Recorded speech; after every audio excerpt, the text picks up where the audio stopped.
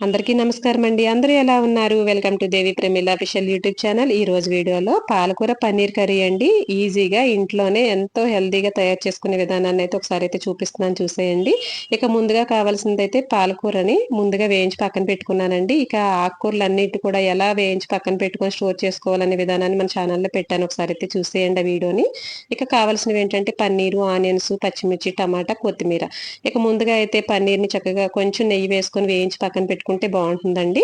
ఇక తర్వాత స్టవ్ వెలిగించుకొని బాండ్లీ పెట్టుకొని నూనె వేడెక్కిన తర్వాత కొంచెం సాజీరా, మిరియాలు, ఆనియన్స్ చక్కగా వేసుకొని వేయించుకోవాలి. కొంచెం సాల్ట్ వేసుకొని ఇవి వేగుతూ ఉండగా ఇలాగా పక్కన మనం పన్నీర్ అయితే కొంచెం పెనం మీద నెయ్యి గాని, నూనె గాని వేసుకొని ముందుగా వేయించుకుంటే ఆ పచ్చి వాసన అనేది ఉండదండి. మనం ముక్కలు తినేటప్పుడు కూడా చాలా టేస్టీగా ఉంటుంది కర్రీలో.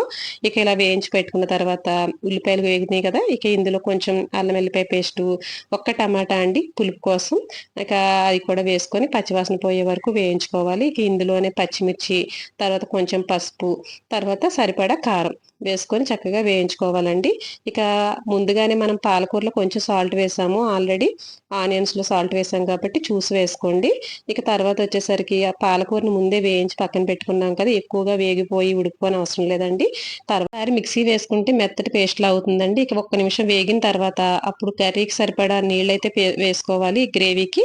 ఇక అది వేసుకున్న తర్వాత ఒక్క నిమిషం ఉడికిన తర్వాత ఇక అందులోనే మనం ఏవైతే ముందుగా వేయించి పక్కన పెట్టుకున్నామో ఆ పన్నీర్ ముక్కల్ని యాడ్ చేసేసుకొని ఒక్క 15 నిమిషాలు ఉడకనివ్వాలండి సిమ్‌లో పెట్టేసి. ఇక మనం ఏదైతే ఆయిల్ వేసామో ఆయిల్ తేలే వరకు చక్కగా కర్రీ అయితే ఇలా రెడీ అయిపోతుంది. ఇక తర్వాత వచ్చేసరికి ఇందులో లైట్‌గా గరం మసాలా అండి, కొంచెం ధనియాల పొడి, జీలకర్ర పొడి వేసుకొని ఇక కొత్తిమీర కూడా వేసుకొని ఒక 5 నిమిషాలు ఉన్న తర్వాత మనకి క్రీమ్ అండి ఇందులో యాడ్ చేయాల్సింది. చాలా బావుంటది.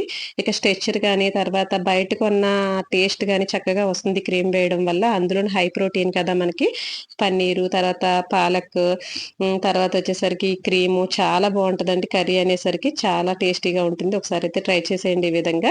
ఒక 5 నిమిషాలు ఉన్నాక స్టవ్ ఆఫ్ చేసుకోవడమే. ఇక బటర్ అయితే వేసి చక్కగా చపాతీలతో అయితే సర్వ్ చేశానండి. మా పిల్లలు చాలా ఇష్టంగా తిన్నారు. చాలా బావుందన్నారు. మీరు కూడా ట్రై చేయండి. సింపుల్‌గా ఇంట్లోనే చక్కగా తయారు చేసుకోవచ్చండి. ఇక తర్వాత మంచి మంచి వీడియోస్‌తో మీ ముందుకైతే వస్తాను. ఇక ఛానల్‌లో మనకి వీడియోస్ అన్నీ నచ్చితే గనక మీకు చక్కగా సబ్స్క్రైబ్ చేసుకోండి. ఛానల్‌ని అయితే లైక్ చేయండి, షేర్ చేయండి. పక్కనున్న బెల్ కాన్ అయితే క్లిక్ చేయండి నా నోటిఫికేషన్స్ వచ్చే వరకు. ఇక ఉంటానండి. థాంక్ యూ ఫర్ వాచింగ్ అండి.